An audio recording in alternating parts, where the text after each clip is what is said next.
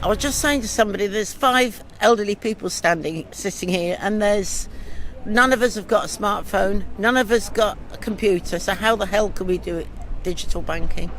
It's just for elderly, it's going to be, it just won't happen. And also you've got disabled people who can't get to Douglas, can't get to Port Erin. It just needs to stay open. And there was a case on Tuesday, I came to get some cash out the cash point and it wasn't working, and I had to go into the bank to get them cash out. Well, where would I have gone if I'd have wanted that cash? Well, it's a shame to see that the Isle of Man Bank leaving Castletown, like the other banks. It's going to leave buildings empty. It's going to make life difficult for people who aren't able to do online banking. I mean, I do use the online banking. However, I can see that elderly people, young people with children perhaps, who are not mobile, don't have access to transport and so on, and they don't have computers for online banking, they'll find it a lot more difficult. I know that Port Erin is open, however, there are still difficulties for those people to get to and from Port Erin, I guess. I just think it's a shame for the community. You know, it's not another thing to go, isn't it? It's just all cafes, restaurants and nothing else. So I feel for older people, that they will miss it. Such a shame.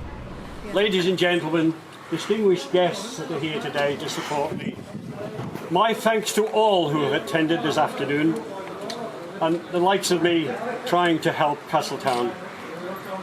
I have been here in Castletown for many, many years, as you know, and I thought that it was time that someone took this challenge up.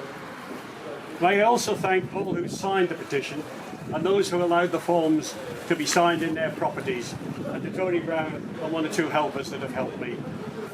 If the Royal Bank of Scotland thought we would accept the Castletown Bank being closed down without a word, they were wrong, weren't they? Yes. We are very much against this, and I ask you, aren't we all against this bank closing? Yes. On the website, the Royal Bank of Scotland, you will find useful information, and you can all do this. It says, and I quote, "Want to leave us a feedback? We are always looking for ways to improve." That's rather strange, isn't it? We are always looking for ways to improve. Now, I've read it off, so I'm not lying. Closing banks in the Isle of Man is, in my opinion and yours, I hope, not always the way to improve customer satisfaction. A letter should be sent to us all saying a change should be made first before saying close amen.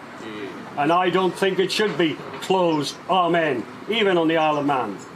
How about the old lady that's got to take a bag full of copper to a bank in Athol Street and get on a bus, half an hour each way, part of her business time lost because she can't put the money in the safe, which the safe bank will go. So will the money machine. It will go.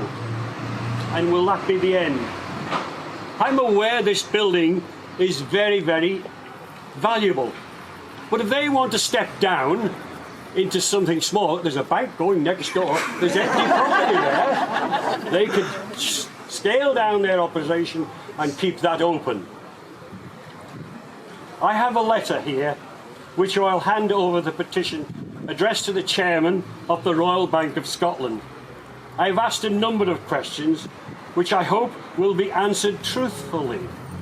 It would be wrong at this stage to divulge the contents before it arrives in Jersey. Now, what are they afraid of? They will not come out and take this petition.